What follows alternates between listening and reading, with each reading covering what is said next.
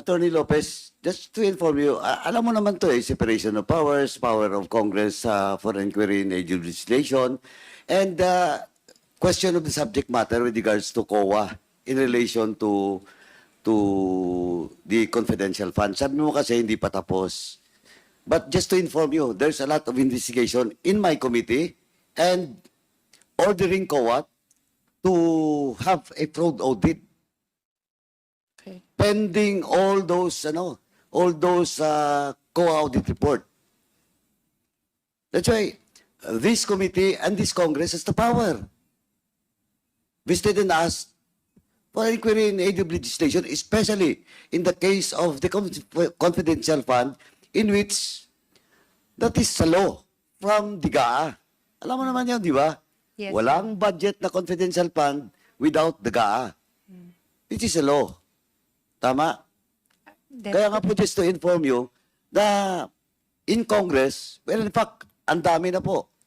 Special audit, fraud audit. Ginagawa po ng COA yan by the order of this Congress. I hope you get my point, Attorney. Yes, I do, Congressman. Thank you, Mr. Salamat. Chairman.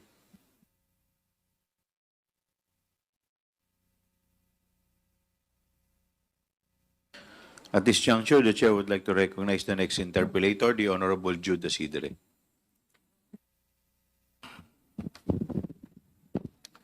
Maraming salamat, Mr. Chair. With the indulgence of Congressman Jude Asidre, the next interpellator is Congressman Romy Acop. Sorry. Thank you, Mr. Chair. My questions would have centered on the existence of satellite offices of the Office of the Vice President. Unfortunately, COA submitted the data and information regarding the satellite offices of the OVP just last night. Tama po. Yes, Mr. Chair. So, I did not have time to look into these documents kasi gabi na kayo nag-submit it. Mr. Chair, be that as it may, I will not ask questions about that. But I would like to make first a manifestation. From the previous hearings, we have established two things as regards the documentary pieces of evidence of payments for confidential funds. Una, ang mga irregularidad sa mga impormasyon nakasaad sa mga acknowledgement receipts. At ikalawa, ang kakulungan sa mga kinakailangang impormasyon para matiyak kung tama ba ang paggamit ng confidential funds na ito. Attorney Lopez, do you believe that public officers occupy a public trust? Yes, Your Honor, that is enshrined in the Constitution. Section 1, Article 11 of the Constitution. Tama? Yes. Yes. Now, would you also agree with me that the impassivity of the public officers and employees to attend congressional inquiries of the House Committee on Good Government and Public Accountability gives rise to a betrayal of public trust, considering that they are avoiding public accountability through inquiry by duly elected representatives? Would you believe that? Yes or no? Yes or no? Your Honor, may I be allowed to... Yes or no? I am asking if you believe it or not. Your Honor, You do not believe it? no, in the sense that it is not a betrayal of public trust, exactly, Your Honor. Because the decision to attend the hearing, Your Honor, is a personal one. No, because you are compelled if we issue a subpoena. It's not personal. Would you agree with that also? Yes, Your Honor, because if it's a subpoena, it becomes coercive. Yes. But in the end, respectfully, if it is an invitation, there is also a right on the end of the invitee to decline. I agree. But the end of that is that we can issue a subpoena Yes. that in is order correct. to force you to attend these hearings. Tama. Yes, Your Honor. O in that case, if you are forced to attend hearings, and you do not attend, would that not also constitute a betrayal of public trust? Uh, Following your logic, Your Honor, pakisagot lang po na yes or no. Yung katanungan ko po, yes or no eh. There's no need for any explanation unless I ask for one.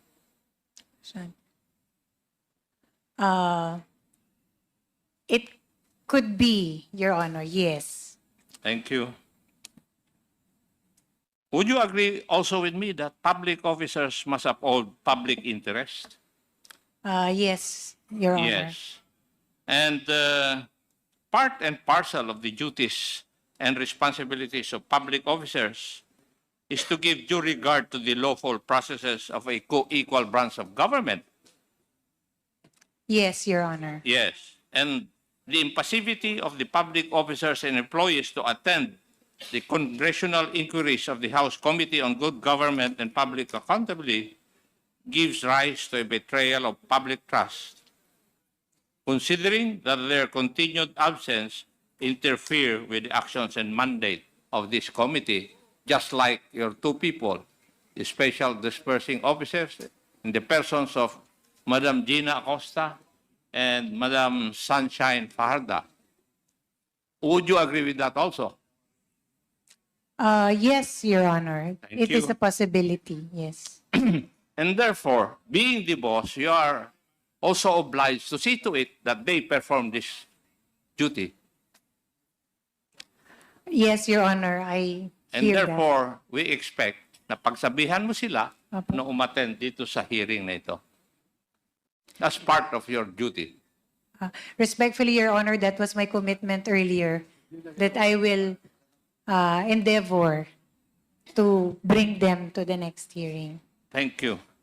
And I think you will also believe that public officers are sworn to uphold the Constitution. Tama? Yes, Your Honor. And public officers have sworn to uphold the Constitution and have violated their oath by preventing Congress from lawfully exercising its own mandate under Section 21, Article 6 of the Constitution to conduct inquiries in aid of legislation. Would you agree with that also? Sir, respectfully, may you please repeat that particular question lang, this one, and the phrase that you refer to? Yes.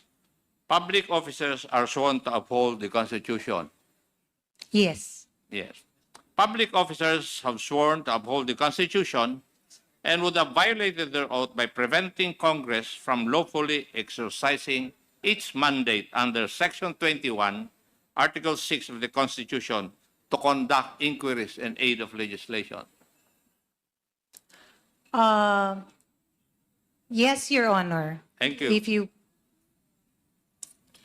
Your Honor, may I seek to qualify my answer as regards the last question? Mr. Chair. Okay, Your Honor, please. Sa Mr. Chair. akin, Mr. Chairman. Your Honor, Mr. Chair. Yes, please. Okay. In this case, Your Honor, preventing or aggressive defiance, Your Honor, that might constitute as such. But if there is a valid reason on the end of the person, that might be considered.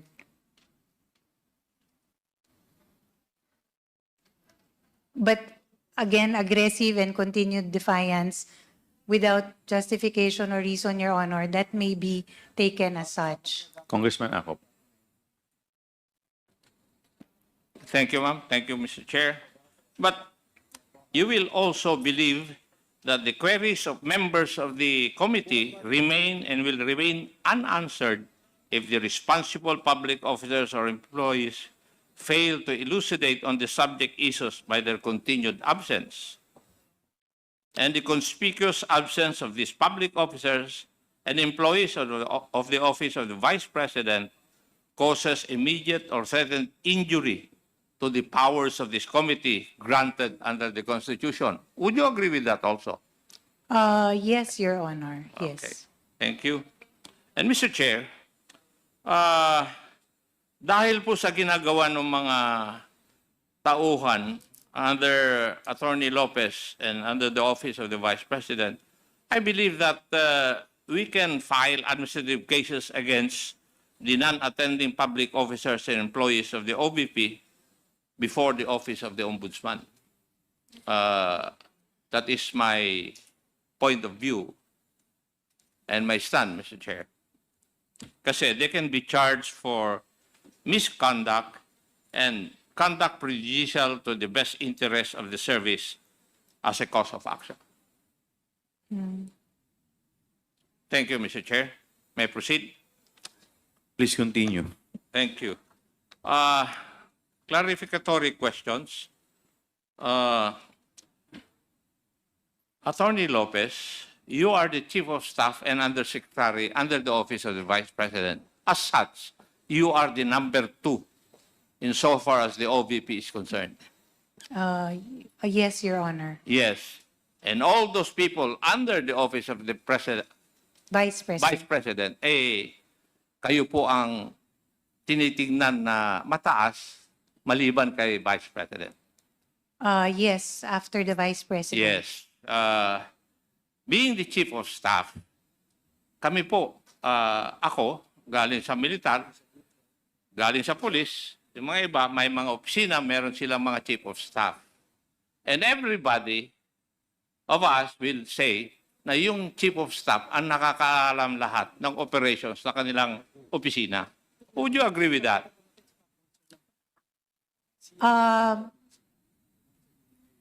In my experience, Your Honor, that does not hold true. So I cannot agree to that How long have you statement. been in the government service? More than 10 years, Your Honor. 10 years. Ako, more than 4 decades. I hear. At ang pagkaalam ko, yung Chief of Staff is the most knowledgeable among the staff of a head of office. In most cases, Your Honor, yes. That So is you're the correct. only exception? No, Your Honor, it is only in this matter that I am not privy to. You're not privy on what matter? The matter of confidential funds in the... You're lying, Madam Attorney, simply because the letters that you wrote to COA would belie your statement. Kasi alam mo eh, if you read intently the contents of your letters, alam mo. How can you explain yung AOM? Respectfully, Your Honor, Mr. Kayo Chair, po ang nakapirma doon. ako po And yung- would you say na pumirma ka na hindi mo alam yung nandun? Are you trying to tell me that, being a lawyer? Your Honor, the documents, the attachments, as regards the answer to the AOM, was presented and prepared by Mr. Ortonio. It is not incumbent upon me to double-check or to review such documents, Your Honor. My role in the Pero Office of the ikaw ang Vice... pumirma. Office of the Di Vice... ba, sa bilang abogado, ang sabi nga sa law school, di ba, sa inyo, bago mo pirmahan yung iyong death warrant, basahin mo muna. Opo. Di ba? Yes, Your Honor. I simply checked, Your Honor, the form. Ano po yung attachments Ikaw naman, and the attorney. explanation. Your Honor, respectfully, Mr. Chair, I have also mentioned this earlier when in the question of Congressman Adjo, Congressman Zia, I mentioned that the matter of disbursement, utilization of the confidential fund, that is the matter that I am not really privy to. But in the matter of explaining, for example, issuing external communications to a government agency such as the Commission on Audit, as the highest official in the OVP, Your Honor, I sign off on all the documents. That is one of my role in And what is the significance of your signature? that it has been Di ba reviewed. dapat dun is, alam mo yung bagay na yun? Yes, Your Honor. Yes. Ikaw naman, oh. Kasi hindi ka pwedeng, attorney, hindi ka pwedeng pipirma sa isang kwan na hindi mo babasahin. That is your training as a lawyer. You cannot depart from that. Yes. Respectfully, Mr. Chair, as mentioned earlier, I signed it as a matter of course as the head of the agency for that external communication. Subject, of course, to the attachments that were included and the explanations made, Your Honor. I think you better change that, madam. Dahil one day you might be signing your death warrant when you do not read it. Di ba posible po yun? Yun po, I can only speak for that, my experience, Your Honor. That was exactly what happened in that letter. Thank you. How long have you been working with Mr. Ortonio and Madam Acosta? Mr. Ortonio was a colleague also in the city government, Your Honor, of Davao. How about Madam Acosta? Also one of the employees of the local government unit. So matagal na kayo magkasama. And how long would that be? More than 10 years, Your Honor, Mr. Chair. Oh. Doon sa 10 years na yon, mas mataas ba sila sa iyo o mas mataas ka pa rin sa kanila? Mr. Ortonio was a city department head also, Your Honor, which had the same rank as me. But Ms. Gina Acosta is one of the employees. But you were the senior. city administrator then. Yes, Your Oh, Honor. and then you know everybody. You know what is going on in the local government unit that you belong to, right? I know a lot of, not everything, Your Honor. It is expected of the city administrator to know the operations of the local government unit, especially the branches or the offices under that unit.